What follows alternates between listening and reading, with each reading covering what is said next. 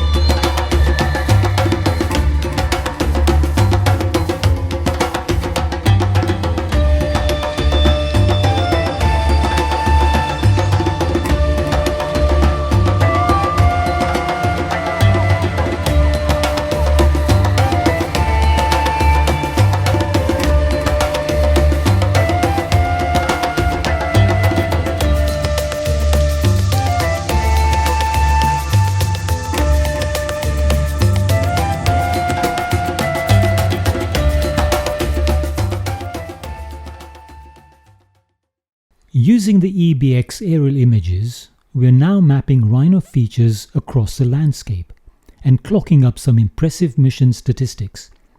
This dataset puts vital data straight into the hands of the local wildlife managers and anti-poaching units to protect the animals. Despite some extreme conditions including high temperatures, wind and dust, the eBee was faultless. The eBee has transformed our ability to bring in landscape-scale data and see patterns that are not obvious on the ground.